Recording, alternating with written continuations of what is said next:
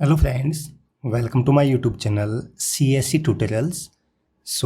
Operating system सीखने की इस सीरीज़ में यहाँ पर ये फोर्थ वीडियो है और इसमें आज हम बात करेंगे यहाँ पर सर्विसेज ऑफ ऑपरेटिंग सिस्टम। हम यहाँ पर देखेंगे कि ऑपरेटिंग सिस्टम के द्वारा कौन कौन सी सर्विसेज प्रोवाइड की जाती हैं और इनके बारे में थोड़ा डिटेल में हम यहाँ पर वन बाय वन जो भी सर्विसेज हैं, जो इम्पोर्टेंट सर्विसेज ऑपरेटिंग सिस्टम के द्वारा प्रोवाइड की जाती हैं, उनको यहाँ पर हम थोड़ा डिस्कस करेंगे डिटेल में। चलिए स्टार्ट करते हैं ये वीडियो। और वीडियो स्टार्ट करने से पहले मैं अपने बारे में बता देता हूँ। मेरा नाम हेमंत कुमार मीना है और मैंने NIT जयपुर से कंप्यूटर साइंस में BTech किया हुआ है और अभी मैं as a IA DOITC Rajsamand में वर्क करता हूँ। ठीक है। अब हम बात करते हैं यहाँ पर ऑपरेटिंग सिस्टम की सर्विसेज के बारे में। अगर हम बात करें, जैसे कि हमने पहले भी डिस्कस किया था कि an operating system provide many services to program और ए यूजर। ठीक है, एक ऑपरेटिंग सिस्टम है जो काफ़ी सारी सर्विसेज प्रोवाइड करता है। चाहे वो एक प्रोग्राम हो, कोई भी प्रोग्राम रन करवाना है तो उसके लिए ऑपरेटिंग सिस्टम सर्विसेज उसको इन्वायरमेंट प्रोवाइड करेगा, तभी तो वो रन हो सकता है। विदाउट ऑपरेटिंग सिस्टम के प्रोग्राम रन नहीं हो सकता। चाहे वो यूजर हो, अगर वो यूजर है तो यूजर के लिए भी वो फैसिलिटीज़ प्रोवाइड करता है ताकि वो एक प्रोग्राम को रन करवा सकता है। ठीक है, तो चाहे वो यूजर हो चाहे वो प्रोग्राम हो, दोनों के लिए वो सर्विसेज प्रोवाइड करता है। It provide an environment to a program. अभी मैंने बताया था कि एक प्रोग्राम को रन करना है तो उसके लिए इन्वायरमेंट प्रोवाइड करवाता है so that the program can be run, ताकि वो प्रोग्राम रन किया जा सके। It provide facility to user to execute the program so that user can execute program in a convenient way. तो यही मैंने बताया था, अगर प्रोग्राम है तो प्रोग्राम को रन करवाने के लिए वो इन्वायरमेंट वहाँ पे प्रोवाइड करता है ताकि प्रोग्राम रन हो सके। ठीक है, और वो यूजर है तो यूजर के लिए यहाँ पर ये फैसिलिटीज़ प्रोवाइड करता है ताकि वो एक प्रोग्राम को रन करवा सके। अब हमें कोई प्रोग्राम रन करवाना है, लेट से हमें डेटा कुछ भी फाइल हमारे सिस्टम में मेमोरी में स्टोर करवानी, तो हम डायरेक्ट तो स्टोर नहीं कर सकते। हमें कोई वहाँ पे कट कॉपी की कमांड देनी होगी तो उसके लिए फैसिलिटीज़ प्रोवाइड करता है। तो वो ऑपरेटिंग सिस्टम फिर उसके अकॉर्डिंग, इंस्ट्रक्शंस के अकॉर्डिंग अपना काम पूरा करता है। तो कहने का मतलब है कि यूजर हो उसके लिए वो फैसिलिटी प्रोवाइड करता है। ठीक है, there are many common services that an operating system provide. उनके अलावा यहाँ पर हम बात करें कॉमन सर्विसेज के बारे में, या कह सकते हैं जो कि इंपॉर्टेंट सर्विसेज हैं जो ऑपरेटिंग सिस्टम प्रोवाइड करता है, इनके बारे में हम यहाँ पर डिस्कस करेंगे। तो ये 6-7 सर्विसेज हैं, जैसे है प्रोग्राम एग्जीक्यूशन, प्रोग्राम को एग्जीक्यूट करवाता है। फाइल मैनेजमेंट, फाइल को मैनेजिंग करना हो।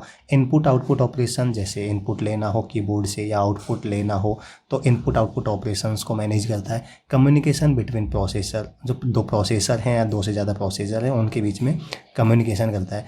रिसोर्स एलोकेशन, जो भी रिसोर्स एलोकेशन जैसे CPU है चाहे कोई मेमोरी है, तो कौन से प्रोसेसर को कब कौन सा रिसोर्सेज कितने टाइम के लिए अलोकेट करना है, तो ये सारा रिसोर्स एलोकेशन भी ऑपरेटिंग सिस्टम प्रोवाइड करता है।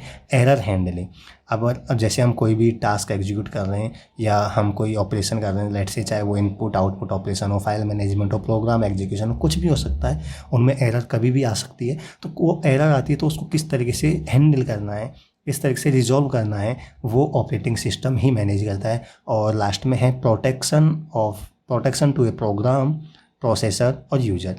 प्रोटेक्शन प्रोवाइड करता है, चाहे वो प्रोग्राम हो, चाहे वो प्रोसेसर हो, चाहे यूजर हो।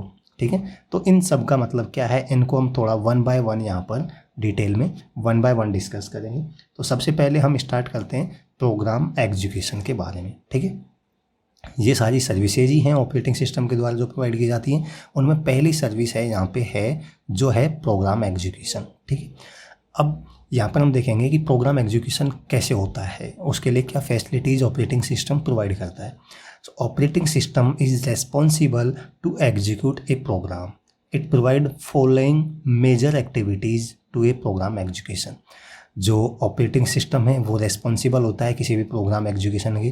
जो कोई भी हम एप्लीकेशन, कोई भी प्रोग्राम रन करवाते हैं हमारे सिस्टम में, तो उन सब का जिम्मेदारी ऑपरेटिंग सिस्टम की होती है। ऑपरेटिंग सिस्टम उनके लिए रेस्पॉन्सिबल होता है।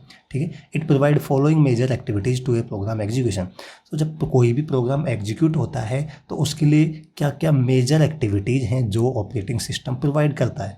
ठीक है। जैसे load A programme into memory, सबसे पहले क्या करेगा, जो भी कोई भी प्रोग्राम होगा लेट से वो हमारी मेन मेमोरी में होना ज़रूरी है, तभी वो एग्जीक्यूट होगा, तो उसको मेन मेमोरी में लोड करना ज़रूरी है, ठीक है। तो ये क्या करेगा, सबसे पहले प्रोग्राम को मेमोरी में लोड करेगा, उसके बाद प्रोग्राम को एग्जीक्यूट करेगा, ठीक है। जो भी इंस्ट्रक्शंस होंगे उनके अकॉर्डिंग प्रोग्राम को एग्जीक्यूट करेगा। फिर है handle the execution of a program, जो प्रोग्राम का एग्जीक्यूशन है उसको हैंडल करेगा, ठीक है। Provide mechanism for process synchronisation. अब प्रोसेस हैं, हमने जैसे एक सिस्टम में काफ़ी सारे प्रोसेस चलते हैं, तो उनको किस तरीके से मैनेज करना है, ठीक है। उनके लिए सिंक्रोनाइजेशन मतलब उनको किस तरीके से सिंक्रोनाइज करना है, उनके लिए मैकेनिज्म एल्गोरिथम्स प्रोवाइड करता है, जो हम आगे डिस्कस करेंगे। कौन कौन से एल्गोरिथम्स होते हैं उनको हम आगे डिस्कस करेंगे। Provide mechanism for process communication. अब मोर देन वन प्रोसेस होते हैं, तो उनमें एक दूसरे के बीच में अगर कम्युनिकेशन करना है तो उनके लिए भी ये मैकेनिज्म प्रोवाइड करता है, ताकि प्रोसेस कम्युनिकेट कर सकें एक दूसरे से। और provide mechanism for deadlock handling. Deadlock को हम सेपरेट टॉपिक है, उस पर आगे डिस्कस करेंगे। डेडलॉक एक तरीके से हम समझ सकते हैं कि ऐसी सिचुएशन होती है जहाँ पे कम्प्लीटली हॉल्ट हो जाता है, मतलब डेडलॉक की सिचुएशन आ सकती है, आगे प्रोग्राम एग्जीक्यूशन आगे बढ़ेगा नहीं, रुक जाएगा, ठीक है। तो ऐसी सिचुएशन को डेडलॉक बोलते हैं। आगे हम डिटेल में पढ़ेंगे डेडलॉक क्या होता है, तो इस पर अभी आप ज़्यादा ना समझें, ठीक है, ज़्यादा फोकस ना करें। इतना समझ लें कि कोई भी डेडलॉक की कंडीशन आ जाती है तो उसको किस तरीके से हैंडल करना है, ये मैकेनिज्म भी ऑपरेटिंग सिस्टम प्रोवाइड करता है। इसके लिए क्या क्या एल्गोरिथम्स होते हैं ये हम अगेन आगे वीडियोज़ में डिस्कस करेंगे, ठीक है। तो ये हो गया प्रोग्राम एग्जीक्यूशन के लिए क्या क्या फैसिलिटीज़ प्रोवाइड करता है ऑपरेटिंग सिस्टम, जो कि मेजर फैसिलिटीज़ हैं, ठीक है। अब यहाँ पे हम बात करें सेकंड जो सर्विसेज है ऑपरेटिंग सिस्टम की, वो है यहाँ पे फाइल मैनेजमेंट, ठीक है। फाइल मैनेजमेंट होता है जो ऑपरेटिंग सिस्टम ही करता है। System store files in main memory और सेकेंडरी मेमोरी, ठीक है। जो भी फाइल्स होती हैं उनको ऑपरेटिंग सिस्टम क्या करेगा, मेन मेमोरी दो टाइप की होती है, मेन मेमोरी होता है या सेकेंडरी मेमोरी होता है, तो दोनों कोई भी मेमोरी हो सकता है, उनमें स्टोर करता है फाइल्स को बेस्ड ऑन रिक्वायरमेंट। जैसे अगर हमें परमानेंट फाइल स्टोर करनी है लॉन्ग टाइम के लिए, तो वो आपको पता है सेकेंडरी मेमोरी जैसे हार्ड डिस्क DVD वगैरह होती है उनमें स्टोर करते हैं। और जो भी कोई प्रोग्राम एग्जीक्यूशन होता है जो कि शॉर्ट टाइम के लिए, जैसे कोई प्रोग्राम एग्जीक्यूशन होता है तो किसी फाइल की नीड होती है तो उसको मेन मेमोरी में वो लोड करता है कुछ शॉर्ट टाइम के लिए, ठीक है। आपको पता है मेन मेमोरी हो जाए वॉलेटाइल, मतलब कि जब भी सिस्टम पावर ऑफ होता है तो उसका डेटा सारा इरेज हो जाता है। तो कहने का मतलब है जब प्रोग्राम एग्जीक्यूट होता है उस टाइम के लिए रिक्वायरमेंट के अकॉर्डिंग शॉर्ट टाइम के लिए कोई फाइल्स है उनको मेन मेमोरी में स्टोर करता है, तो ये सारा काम ऑपरेटिंग सिस्टम ही करता है। A file system is normally organized into directories and the directory में contain another directory for easy navigation and usage. अब ये काफ़ी सिंपल है, जैसे आपने अगर आप सिस्टम यूज करते हैं विंडोज़ वगैरह कोई भी ऑपरेटिंग सिस्टम हो, आपने देखा होगा कि उनमें फाइल्स फोल्डर बने होते हैं। हम कोई फाइल क्रिएट कर सकते हैं, फोल्डर क्रिएट कर सकते हैं, फोल्डर के अंदर अगेन फोल्डर क्रिएट कर सकते हैं। तो ये सारी फैसिलिटीज़ हमें प्रोवाइड करता है ऑपरेटिंग सिस्टम, ताकि हम ईजीली नेविगेट कर सकें, ईजीली हम समझ सकें, ठीक है। तो इनके लिए डायरेक्टरी का मतलब फोल्डर ही होता है, डायरेक्टरीज मतलब फोल्डर। तो ये हमें क्या करता है, ऑर्गेनाइज्ड वे में हमें फैसिलिटी प्रोवाइड करता है ताकि हम फाइल को ऑर्गेनाइज्ड वे में रख सकें। डायरेक्टरी क्रिएट कर सकते हैं डायरेक्टरी के अंदर और दूसरी डायरेक्टरी क्रिएट कर सकते हैं, ठीक है। तो ताकि हम इजीली नेविगेट कर सकें, ठीक है। An operating system do the following in respect to file management. अब फाइल मैनेजमेंट की हम बात कर रहे हैं तो फाइल मैनेजमेंट के रेस्पेक्ट में ऑपरेटिंग सिस्टम क्या क्या मेजर टास्क करता है। जैसे program need to be read और राइट इनटू फाइल्स। अब कोई भी प्रोग्राम है मान लो किसी फाइल में स्टोर है, तो हमें ज़रूरत पड़ सकती है किसी फाइल को रीड करना या उसमें राइट करना हो, तो किसी फाइल में अगर रीड या राइट करना है तो वो ऑपरेटिंग सिस्टम प्रोवाइड करता है वो facilities. An operating system gives the permission to process to read और राइट। अब अगर किसी फाइल में रीड राइट करना है तो लेट्स से सेंसिटिव फाइल है, सेंसिटिव डेटा है, तो उसमें रीड राइट करना है तो उसकी परमिशन राइट करना है या नहीं करना है, उसमें रीड करना है या रीड नहीं करना है, उसकी परमिशन है जो ऑपरेटिंग सिस्टम ही मैनेज करता है। ऑपरेटिंग सिस्टम परमिशन प्रोवाइड करता है किसी भी प्रोसेस को, किसी भी फाइल को रीड राइट करने की। Operating system provide the interface to the user to create, delete और बैकअप फाइल्स। जैसे कि मैंने अभी बताया था, ऑपरेटिंग सिस्टम क्या करता है, आपको इंटरफेस प्रोवाइड करता है। जैसे आपको सिंपल आप फाइल क्रिएट करना है तो आप फाइल क्रिएट कर सकते हैं, डिलीट कर सकते हैं और बैकअप कर सकते हैं। तो बैकअप ले सकते हैं। तो ये आपको, वैसे तो इनके पीछे कमांड होती है, जब भी आप कोई फाइल क्रिएट करते हैं हम तो सिंपल राइट क्रिएट करके क्रिएट ए न्यू फोल्डर कर लेते हैं, बट वो हमें एक इंटरफेस, हमें फैसिलिटी प्रोवाइड किया है, उसके बैकग्राउंड में देखेंगे तो कोई कमांड रन होगी, ठीक है। अब वो कमांड हमें नहीं पता, यूज़र को नहीं पता होता, यूज़र उसको रन कैसे करवाएगा, वो सारी चीज़ों को बैकग्राउंड में छिपा लेता है ऑपरेटिंग सिस्टम। आपको सिंपल एक फैसिलिटी प्रोवाइड कर देता है, यूज़र इंटरफेस, कि आप ऐसे इस पर राइट क्लिक करके और इस ऑप्शन पे जाके क्रिएट न्यू फोल्डर करेंगे तो फोल्डर क्रिएट हो जाएगा। वो आपको बाहर ही एक फैसिलिटी प्रोवाइड करता है, इंटरनली बैकग्राउंड में देखेंगे तो कोई कमांड रन हो रही है उसके लिए। तो ये सारी फैसिलिटीज़ यूज़र के लिए प्रोवाइड करता है, ये भी ऑपरेटिंग सिस्टम ही करता है, ठीक है। अब बात करें हम नेक्स्ट की, जो है ऑपरेटिंग सिस्टम की नेक्स्ट सर्विसेज जो है इनपुट आउटपुट ऑपरेशन। अब इनपुट आउटपुट ऑपरेशन का मतलब है कि जब भी हमें कोई इनपुट लेना है यूज़र से मान लो, या फिर हमें कोई भी आउटपुट हमें देना है, तो इनपुट हो या आउटपुट हो, इन दोनों का ऑपरेशन है, इनको मैनेज कैसे ऑपरेटिंग सिस्टम ही करता है। बेसिकली ये कैसे किया जाता है, input output is done with the help of input output devices and respective drivers. अब इनपुट आउटपुट करना है, लेना है, आउटपुट देना है, तो वो क्या कहो, इनपुट आउटपुट डिवाइसेज होती हैं उनके द्वारा करेगा। जैसे आपको इनपुट लेना है तो आप इनपुट कैसे ले सकते हैं, कीबोर्ड से ले सकते हैं, माउस से ले सकते हैं, ठीक है। आउटपुट आपको देना है, आउटपुट आप प्रिंटर्स वगैरह है, ठीक है, तो इनमें आउटपुट डिवाइसेज है, उनके थ्रू आप आउटपुट दे सकते हैं। तो ऑपरेटिंग सिस्टम क्या करता है, इनपुट आउटपुट को इनपुट आउटपुट डिवाइसेज की सहायता से लेता है एंड रेस्पेक्टिव ड्राइवर्स। अब रेस्पेक्टिव ड्राइवर्स क्या है, यहाँ पे ड्राइवर्स क्या होते हैं, जैसे मैंने बताया भी है कि व्हाट आर ड्राइवर्स, ये आपके समझने के लिए बता रहा हूँ कि ड्राइवर्स क्या होते हैं। तो मैं समझ जाऊँ, जैसे आपने देखा होगा ड्राइवर्स बेसिकली प्रोग्राम्स ही होते हैं, ड्राइवर्स प्रोग्राम ही होते हैं। जैसे आप अगर नया सिस्टम लाते हैं, लेट्स से आप उसमें माउस ऐड करते हैं या कीबोर्ड ऐड करते हैं या कोई प्रिंटर ऐड करते हैं, तो कोई प्रिंटर ऐड करेंगे तो उसके लिए ड्राइवर्स आते हैं, हर डिवाइस के लिए ड्राइवर्स बने होते हैं, ठीक है। जैसे आपने प्रिंटर ऐड किया तो प्रिंटर्स के लिए ड्राइवर होगा, ठीक है, तो ड्राइवर बना होगा, तो हम ड्राइवर इंस्टॉल करते हैं। तो ड्राइवर इंस्टॉल करते हैं वो क्यों करते हैं, ताकि वो, लेट से हम एग्जांपल लेते हैं, प्रिंटर इंस्टॉल करने हैं तो प्रिंटर का ड्राइवर इंस्टॉल करेंगे, तो वो ड्राइवर क्या करेगा, प्रिंटर को मैनेज करेगा, ठीक है। प्रिंटर से कैसे इनपुट लेना है, कैसे आउटपुट लेना है, वो ड्राइवर के थ्रू होता है। तो हम कहते हैं ड्राइवर क्या होता है, ड्राइवर्स बेसिकली सॉफ्टवेयर या प्रोग्राम ही होते हैं, ठीक है। ड्राइवर्स प्रोग्राम्स होते हैं जो क्या करते हैं, इनपुट आउटपुट को मैनेज करते हैं डिवाइसेज की। अब जैसे जो प्रिंटर की हम एग्जांपल ले रहे हैं, तो प्रिंटर है, कौन सी कंपनी का प्रिंटर है, उसी के ड्राइवर्स अलग से आते हैं। हर कंपनी का प्रिंटर होता है, सबके लिए अलग अलग ड्राइवर्स आते हैं, क्योंकि जो कंपनी प्रिंटर बना रही है तो उसको पता होता है कि किस तरीके से ये डिवाइस हमारी जो हमने बनाई है वो काम करेगी। इसीलिए हर कंपनी के अलग अलग ड्राइवर्स होते हैं उस डिवाइस के अकॉर्डिंग, क्योंकि जो डिवाइस बना रहा है उसी को पता होगा कि ये कैसे काम करेगा, तो वो खुद से अपने ड्राइवर्स बना के देता है। तो ड्राइवर्स क्या होते हैं, ड्राइवर्स बेसिकली प्रोग्राम्स होते हैं जो इनपुट, मतलब जो डिवाइस को एक तरीके से मैनेज करते हैं। अब ड्राइवर्स क्या करते हैं, जैसे हमने बताया था कि लेट से ये हमारा हार्डवेयर है, कोई भी डिवाइस है, ठीक है। अब इससे लेट से हमें कोई इनपुट आउटपुट लेना है, तो यूजर तो डायरेक्ट इससे कांटेक्ट नहीं कर पाएगा, डायरेक्ट हार्डवेयर से यूजर बात नहीं कर सकता। तो बीच में कह सकते हैं कि हम यहाँ पे ड्राइवर्स होते हैं। तो हम ड्राइवर के थ्रू ऑपरेटिंग सिस्टम यहाँ पे हम लें तो अच्छे से समझ पाएंगे। ऑपरेटिंग सिस्टम बेसिकली क्या करता है, इनपुट आउटपुट में डायरेक्ट हार्डवेयर से बात नहीं करता है।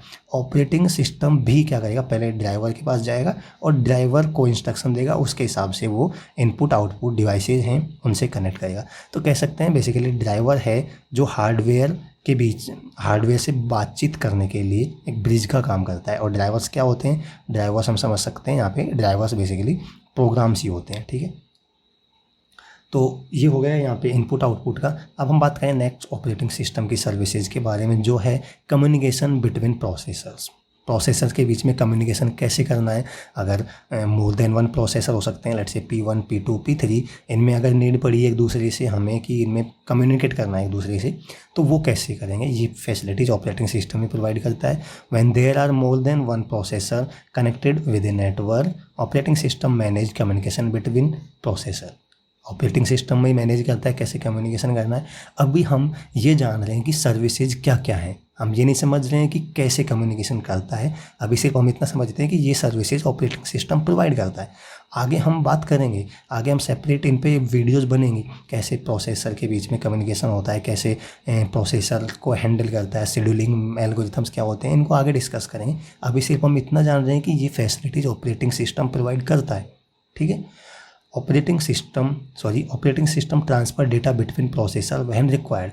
अब जैसे प्रोसेसर है, लेट्स से इन दोनों के बीच में कम्युनिकेशन मतलब क्या है कि लेट्स से इस प्रोसेसर को कहीं से इससे डेटा की ज़रूरत पड़ी तो वो एक दूसरे के बीच में डेटा का ट्रांसफ़र करता है, वो भी ऑपरेटिंग सिस्टम करता है। उसी को बोलते हैं कि एक दूसरे से कम्युनिकेशन करते हैं, ठीक है, प्रोसेसर्स। इसी तरीके से बात करें रिसोर्स एलोकेशन क्या हो सकते हैं, हमारे पास कोई भी रिसोर्सेज हो सकता है। जैसे रिसोर्स में क्या हो सकता है, लेट्स से मेमोरी हो सकता है, सीपीयू हो सकता है, ठीक है, प्रोसेसर्स हो सकते हैं।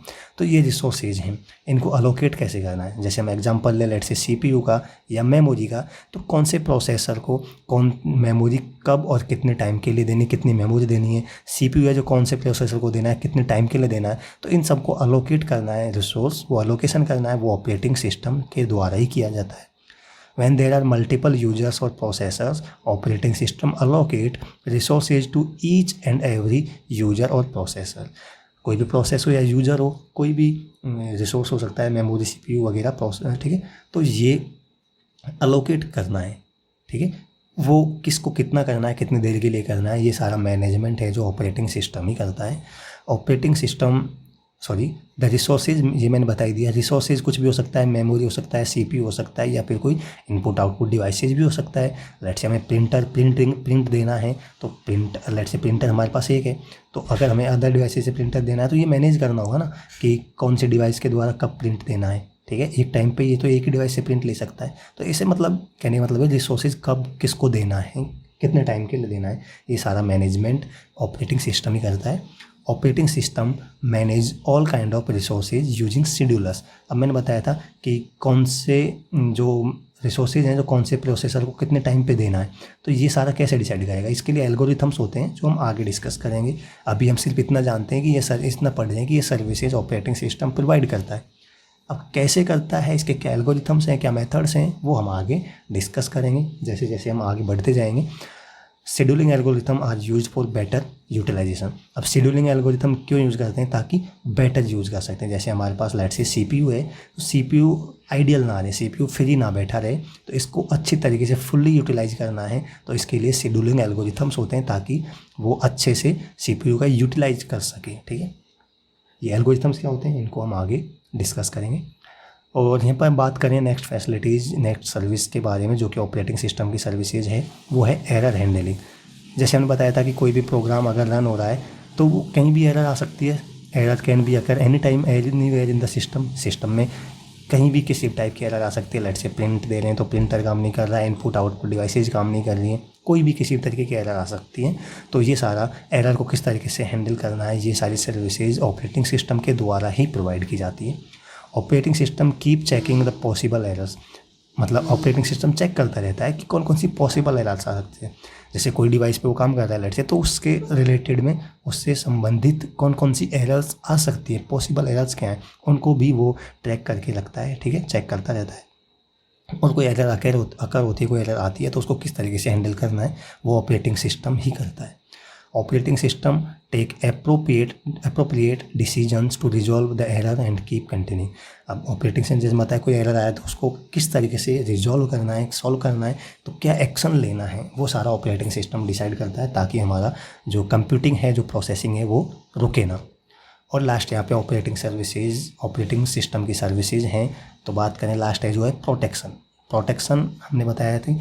जैसे अगर एक सिस्टम है उसमें मल्टीपल यूजर्स हैं या प्रोसेसर्स हैं, ये system can have multiple users और processors, all those must be protected from each others activity. अब भाई जैसे लेट्स से यूजर 1 है, यूजर 2 है, ये 2 यूजर हैं, ठीक है। अब इन दोनों को एक दूसरे से प्रोटेक्ट रखना है। ये थोड़ी ना है कि इसका डेटा, मानो कि एक सिस्टम पे 2 यूजर काम कर रहे हैं, तो ये थोड़ी ना इसका डेटा ये एक दूसरे से एक्सेस कर लेंगे, तो फिर सिक्योरिटी का कोई मतलब ही नहीं रहा, प्रोटेक्शन का कोई मतलब ही नहीं रहा। तो चाहे वो प्रोसेसर हो, चाहे वो यूज़र हो, ऑपरेटिंग सिस्टम ये इंश्योर करता है कि एक दूसरे की जो डेटा है या फिर एक्टिविटीज़ हैं उनको प्रोटेक्ट किया जाए, ठीक है। It is done by controlling the access to the program. अब ऑफ कोर्स ही बात है कि एक्सेस को कंट्रोल करता है, किसको कितना एक्सेस देना है, कब देना है, ठीक है, ये सारा ऑपरेटिंग सिस्टम मैनेज करता है। Operating system ensure the all the access to the system is control, sorry operating system ensure the all the access, जो भी एक्सेस हो रहे हैं, कहाँ पे कौन सी डिवाइस की या कोई सी रिसोर्स के लिए कितना एक्सेस है, वो सारा कंट्रोल करता है operating system. Operating system ensure all input output devices are protected from invalid access. कोई बाहर से इनवैलिड एक्सेस हो रहा है, लेट से कोई एक यूज़र दूसरे यूज़र के डेटा को एक्सेस करने की कोशिश कर रहा है, तो इनवैलिड एक्सेस हैं उनको भी उनसे प्रोटेक्ट करता है, इंश्योर करता है। कोई भी डिवाइस है, लेट से अपनी डिवाइस है, उसको कोई बाहरी यूज़र है वो एक्सेस करने की कोशिश कर रहा है, ठीक है, तो इनको प्रोटेक्ट करना ऑपरेटिंग सिस्टम का काम है। Operating system provide various authentication features to each user like password. अब जी जैसे ऑथेंटिकेशन, ताकि एक दूसरे से प्रोटेक्ट रख सके, इसके लिए फैसिलिटीज़ प्रोवाइड करता है। फॉर एग्जांपल पासवर्ड, जैसे अगर सिस्टम पे मोर देन वन यूजर हैं तो सबके अपने अलग अलग पासवर्ड क्रिएट कर सकते हैं, ताकि वो अपने अपने पासवर्ड से लॉगिन कर सकते हैं, सिक्योर रख सकते हैं, प्रोटेक्टेड रख सकते हैं। तो ये ऑथेंटिकेशन फीचर्स भी यहाँ पे प्रोवाइड करते हैं, ऑपरेटिंग सिस्टम का ही काम होता है। तो यहाँ पे हमने बेसिक थ्योरेटिकल पार्ट ज़्यादा था इसमें, इसलिए मैंने जल्दी इसको डिस्कस किया है। यहाँ पे हमने कंप्लीट डिस्कस किया है कि ऑपरेटिंग सिस्टम की कौन कौन सी फैसिलिटीज़ होती हैं। सो इसमें आई थिंक आपको कोई प्रॉब्लम नहीं होगी। यहाँ पे थ्योरेटिकल पार्ट ज़्यादा था, इसलिए हमने डिस्कस किया है जल्दी में इसको। अगर आपको इसमें कोई प्रॉब्लम हो इस वीडियो से रिलेटेड, या किसी भी वीडियो में कोई भी प्रॉब्लम हो, तो आप उस पर्टिकुलर वीडियो के नीचे कमेंट करके मेरे से पूछ सकते हैं। कोई टॉपिक में आपको प्रॉब्लम आ रही है वो कमेंट करके बता सकते हैं। कोई टॉपिक मेरे से मिस हो गया है तो वो भी आप कमेंट करके बता सकते हैं, मैं उस पर आगे वीडियोज़ बना दूँगा, ठीक है। आप चाहे आपको लगता है कि ये टॉपिक छूट गया है या ये टॉपिक पढ़ाना चाहिए, तो मैं आप उसको कमेंट करके बताएंगे तो मैं नेक्स्ट वीडियो में ज़रूर बताऊँगा। क्योंकि आप सबको पता है कि इसका सिलेबस क्या है एग्जैक्टली किसी को भी नहीं पता है। तो मैं भी TGT वगैरह PGT यहाँ से मैंने कोशिश कर रहा हूँ कि मैं उस लेवल का सिलेबस आपको पढ़ाने की कोशिश करूँ। तो आपको लगता है कि मैं कोई टॉपिक छोड़ रहा हूँ तो आप ज़रूर कमेंट करके बताएं, क्योंकि आप मुझे बताएंगे तभी तो मुझे पता चलेगा और तभी मैं आपको उस पर वीडियोज़ बना दूँगा आगे, ठीक है। सो वीडियो आपको अच्छी लगी तो इसको लाइक कर सकते हैं, अपने दोस्तों के साथ शेयर कर सकते हैं, और अगर आप इस चैनल पर नए हैं तो चैनल को सब्सक्राइब कर सकते हैं, क्योंकि यहाँ पर मैं ऐसी ही वीडियोज़ कंटिन्यू यहाँ पर डेली की वीडियोज़ लाता रहता हूँ। So thanks for watching this video. मिलते हैं नेक्स्ट वीडियो में, तब तक के लिए बाय एंड टेक केयर।